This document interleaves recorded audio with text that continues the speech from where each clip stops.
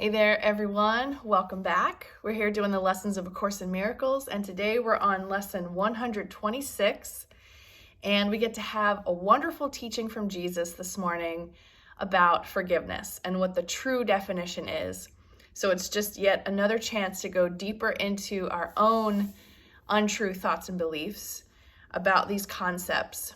And it is mentioned in my reading from A Year of Forgiveness this morning that if you haven't already purchased the book, The Course in Miracles, whichever version you want to publish or purchase, you need to buy it. There is a lot of information in the first section of the book called The Text, and Jesus goes into detail with a lot of what these concepts mean and ways that you can apply them in your life, questions you can ask yourself to have a deeper understanding of them. So just want to put that out there that if you haven't bought the book, go buy the book and start reading the text. Now that we're in the 120s, we should definitely be looking for supplemental explanations for what some of these terms mean, especially if we're feeling triggered by the lessons. Okay, here we go. Lesson 126. All that I give is given to myself. Today's idea, completely alien to the ego and the thinking of the world, is crucial to the thought reversal that this course will bring about. If you believed this statement, there would be no problem in complete forgiveness, certainty of goal, and sure direction. You would understand the means by which salvation comes to you and would not hesitate to use it now. Let us consider what you do believe in place of this idea. I love that. It's like sarcastic, but super loving. It seems to you that other people are apart from you and able to believe in ways which have no bearing on your thoughts, nor yours on theirs. Therefore, your attitudes have no effect on them, and their appeals for help are not in any way related to your own.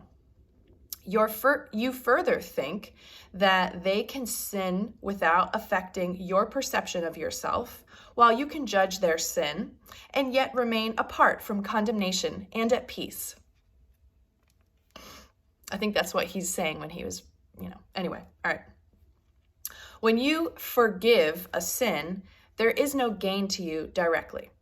You give charity to one unworthy merely to point out that you are better on a higher plane than he whom you forgive. Now, if we're being honest, I think that that's just something we've been taught so early in our lives, that forgiveness is more about the other person. And even as a Course in Miracles student, there are moments, especially when I'm triggered, especially in the middle of something personal or family related or around a topic that I don't agree with, and I get into an argument with someone and there's an apology and forgiveness is discussed. It's not Course in Miracles forgiveness, okay? All right, anyway. He has not earned your charitable tolerance, which you bestow on one another, on one unworthy of the gift, because his sins have lowered him beneath a true equality with you. He has no claim on your forgiveness. It holds out a gift to him, but hardly to yourself. See, that's what I'm talking about. That's yucky forgiveness. Thus is forgiveness basically unsound, a charitable whim, benevolent yet undeserved. A gift bestowed at other times withheld. Unmerited, withholding it is just, nor is it fair that you should suffer when it is withheld. The sin that you forgive is not your own. Someone apart from you committed it. And if you then are gracious unto him by giving him what he does not deserve, the gift is no more yours than was his sin. If this is true, forgiveness has no grounds on which to test dependably and sure. It is an eccentricity in which you sometimes choose to give indulgently an undeserved reprieve. Yet it remains your right to let the sinner not escape the justified repayment for his sin. Think you the Lord of heaven would allow the world's salvation to depend on this? Would not his care for you be small indeed if your salvation rested on a whim? You do not understand forgiveness. As you see it, it is but a check upon overt attack without requiring correction in your mind. It cannot give you peace as you perceive it. It is not a means for your release from what you see in someone other than yourself. It has no power to restore your unity with Him to your awareness. It is not what God intended it to be for you. Not having given Him the gift He asks of you, you cannot recognize His gifts and think He has not given them to you. Yet would He ask you for a gift unless it was for you? Could He be satisfied with empty gestures and evaluate such petty gifts as worthy of His Son? Salvation is a better gift than this. And true forgiveness, as the means by which it is attained, must heal the mind that gives, for giving is receiving. What remains as unreceived has not been given, but what has been given must have been received. Today, we try to understand the truth that giver and receiver are the same. You will need help to make this meaningful, because it is so alien to the thoughts to which you are accustomed. But the help you need is here. Give Him your faith today and ask Him that He share your practicing in truth today. And if you only catch a tiny glimpse of the release that lies in the idea we practice for today, this is a day of glory for the world. Give 15 minutes twice today to the attempt to understand today's idea. It is the thought by which forgiveness takes its proper place in your priorities. It is the thought that will release your mind from every bar to what forgiveness means and let you realize its worth to you. In silence, close your eyes upon the world that does not understand forgiveness and seek sanctuary in the quiet place where thoughts are changed and false beliefs laid by. Repeat today's idea and ask for help in understanding what it really means. Be willing to be taught. Be glad to hear the voice of truth and healing speak to you, and you will understand the words He speaks and recognize He speaks your words to you. As often as you can, remind yourself you have a goal today, an aim which makes this day of special value to yourself and all your brothers. Do not let your mind forget this goal for long, but tell yourself, all that I give is given to myself. The help I need to learn that this is true is with me now, and I will trust in Him. Then spend a quiet moment opening your mind to His correction and His love, and what you hear of Him you will believe, for what He gives will be received by you. Now I have a little short story. I went camping in the RV with my boyfriend over the weekend, or over the past few days. I don't know what day it is. And when I came home yesterday, I noticed that my cat had urinated on my my meditation seat, which, oh man, it felt like super insulting, and it felt like it just happened. And I think he did it because I was gone for like 2.5 days, and I left enough food for him, but no one came and visited him, and his litter box that I just cleaned this morning was pretty full. So I think it was like a message of, letting me know. It was like communication. However, in this world of Course in Miracles, the cat doesn't really exist. So I was super guilty. I felt absolutely like shit when I noticed that he peed, because he never does anything like that usually. And so I couldn't forgive myself for abandoning him and not making arrangements to have someone come check in on him, not cleaning his litter box before I left, or all these things I held against myself. And it was just physical sensation in my body of guilt and shame and regret and just yuckiness. So this morning, when I saw him, I let him out at night, I let him back in this morning, and I felt relief. And so I texted my boyfriend and said, I think the cat forgives me. But really, I think what happened is I forgave myself. So whatever I was doing, this opportunity for me to be triggered and have all those physical sensations and emotional feelings, working through my mind, going through yesterday's lesson, brought me nicely into today's lesson, so I can understand forgiveness, at least from the sense of me forgiving myself. And it has nothing to do with the cat. There is no cat. There's only opportunities for me to learn and expand my consciousness. So I say all that to say the cat just represents something that forgave me. But really, I feel like there's this simultaneous, when forgiveness happens, it just, or when giving and receiving happen simultaneously. I don't really know how to say it. It's like more energetic than anything else. But, something happened during the night where I was able to forgive myself, I guess is my point. So anyway, okay, this stuff gets complicated.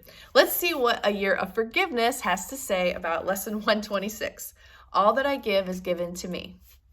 You are blessed beings indeed. I am that one you know as Jesus. This is an upside down world, is it not? Not everything that you have been taught is good for you. Everything that tastes good is bad for you.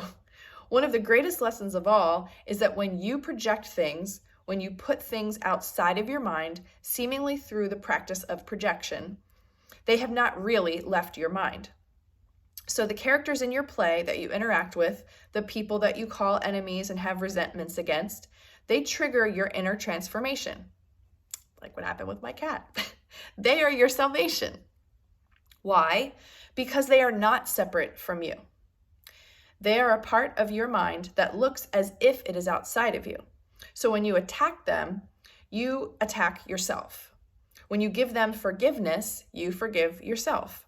It is a difficult concept for those of you not taught deeply about the laws of reality that exist in A Course in Miracles.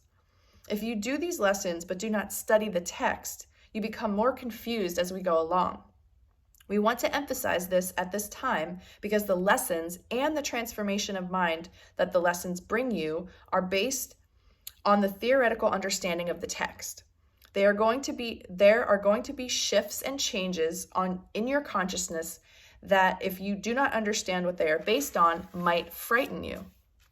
Instead of gratitude for the transformation that take place in your consciousness, you might feel fear because you do not understand the principles these lessons are based on. For those of you who have not yet bought the book, today is the day that you need to buy the book and follow along with the text for these lessons. Today is the day you need to begin reading the text even if you don't understand it. The sophisticated language is designed to transform the inner layers of your consciousness, both your conscious mind and the subconscious aspects you are completely unaware of until they are triggered and come up into your conscious mind. For example, perhaps you have unresolved issues with your mother. You live far away from her and you don't talk to her anymore. You might meet people who remind you of the unforgiven aspects of your thoughts, beliefs, and ideas about her. It might be somebody you work with that has a similar personality type or speaks in the same kind of language or values the same sorts of things. Your unforgiveness of your mother will be brought to the surface of your conscious mind for your assessment. If you do not understand what's going on here, you will dislike the person who has triggered these old and unforgiven aspects. You think you do not like them and that you should stay away from them. On the contrary, this person is sent to you as a gift to bring up your unresolved and unforgiven aspects concerning your mother. This is a very important principle for you to understand. When people bring up in you pain that already exists in your mind, it is not your job to attack them, but to give thanks. Oh, that is a challenge, and that is asking a lot. But I trust Jesus. It is your job to forgive them so that you may also receive the gift of forgiveness and some of the dark shadows lurking in your unconscious mind are revealed. It is your job to forgive them so that you may also receive the gift of forgiveness and some of the dark shadows lurking in your unconscious mind are revealed. These principles are important for you to understand at this stage because you begin to experience the deeper, darker realms of your consciousness as we move further into these lessons. So we want you to really understand that. And as we said, for those of you who do not follow along with the text, we would like you to do that now. So purchase your book. Ask to borrow a friend's copy of it if it is not being used, but we recommend you have your own text. At this point, do not belabor which text you buy. The lessons are all the same. If there are slight variations, it does not matter. And a word here and there does not matter. Your forgiveness practice transforms everything. It is not the word on the typed page. There are many discussions about the different texts. We want you to understand there are differences. Editing has happened in these texts. Just choose the book that comes your way, the one that appeals to you. You want to do the lessons. For those who have not yet begun to study the text, now is the time. You do not want to get left behind. You do not want to become confused because you do not understand the principles on which these most powerful transformative lessons are based. I am that one you know as Jesus, and we will see you again tomorrow. Okay. I really am glad that that was reinforced today, and that we had a lesson about forgiveness and that I had a personal experience. And hopefully that's happening in your life too, where you're noticing whatever the lesson is for that day or the day before, something happens in your life where you get triggered and you get the opportunity to see how these lessons actually show up in this, the world that we're living in. It's not the real world, but what feels like the real world. It's really cool. And I think that it helps me so much because before I understood Course in Miracles, I just thought things were just happening to me. And because I have this tendency to kind of beat myself up, I would take it very, very personally and seriously, and I would punish myself for multiple days, where now, I don't go more than 24 hours with feeling a little off or feeling upset because I really believe what I'm reading. Thank God for this text.